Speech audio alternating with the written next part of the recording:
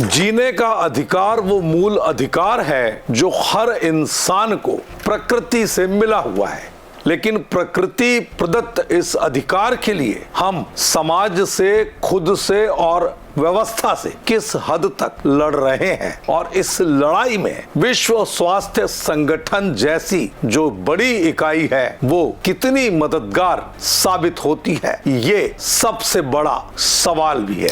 नमस्कार, आचरण के साथ मैं हूं टीएन मनीष, हाजिर हूं आज का मुद्दा लेकर। आज बात विश्व स्वास्थ्य संगठन पर।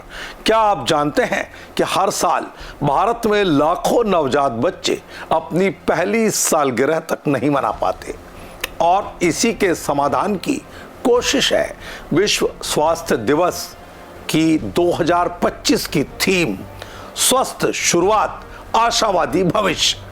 लेकिन सवाल यह है कि क्या भारत इस दिशा में सफल हो रहा है? विश्व स्वास्थ्य संगठन यानी वर्ल्ड हेल्थ ऑर्गेनाइजेशन की स्थापना 7 अप्रैल 1948 को हुई थी। इसका उद्देश्य था वैश्विक स्वास्थ्य को बेहतर बनाना, बीमारियों की रोकथाम और इलाज को समान रूप से उपलब्ध कराना। WHO ने न केवल महामारी से निपटने के लिए गाइडलाइन जारी करने का जिम्मा अपने हाथों में लिया हुआ है, बल्कि स्वास्थ्य नीति, वैक्सीनेशन, पोषण और मातृ शिशु स्वास्थ्य के लिए भी WHO का काम दिशा तय करना है। WHO की इस बार की थीम है health for all, healthy start, hopeful future, यानी स्वस्थ जीवन की शुरुआत ही उज्जवल भविष्य की गारंटी है। इसका मूल उद्देश्य है शिशु और मातृ स्वास्थ्य को प्राथमिकता देना, ताकि जन्म से ही एक बच्चा बेहतर पोषण, टीकाकरण और स्वच्छता के साथ बड़ा हो सके। भारत में बीते 2 दशकों में काफी सुधार हुआ है।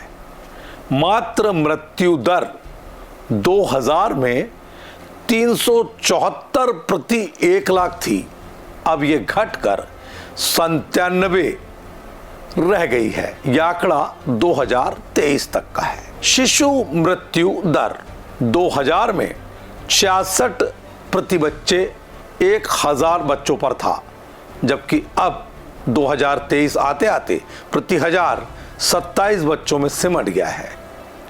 5 वर्ष से कम आयु की मृत्यु दर, इसमें भी 60% की गिरावट दर्ज की गई है।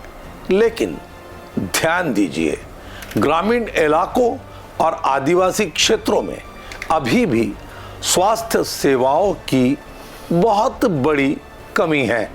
उत्तर पूर्वी राज्यों और बिहार, यूपी, मध्य प्रदेश जैसे बड़े राज्यों में आंकड़े राष्ट्रीय औसत से ऊपर है। जागरूकता, संस्थागत प्रसव और कुपोषण अब भी एक बड़ी चुनौती के रूप में सामने है। जननी सुरक्षा योजना, मिशन इंद्रधनुष, पोषण अभियान और आयुष्मान भारत जैसे कार्यक्रमों ने स्वास्थ्य के मामले में जमीनी बदलाव लाने में कुछ हद तक सफलता हासिल की है। डिजिटल हेल्थ मिशन और मोबाइल हेल्थ वैन ने दूर दराज के इलाकों को जोड़ने में मदद की है, लेकिन स्वास्थ्य बजट अब भी हमारी जीडीपी का 2% से कम है, जिसे बढ़ाना भारत के लिए पहली जरूरत बन गया है। स्वस्थ भारत का सपना तभी साकार होगा जब हर नवजात को जीवन की सुरक्षित शुरुआत मिले, न केवल अस्पताल में बल्कि घर की चौखट पर भी। WHO की थीम हमें याद दिलाती है कि स्वास्थ्य न केवल चिकित्सा की बात है, बल्कि ये समाज की एक बड़ी जिम्मेदारी भी है। अब वक्त है नीतियों से आगे बढ़कर नीयत को बदलने का, ताकि हर बच्चा, हर माँ, हर गांव का भविष्य जमीनी धरातल के साथ आशावादी हो सके। तो ये था हमारा आज का मुद्दा।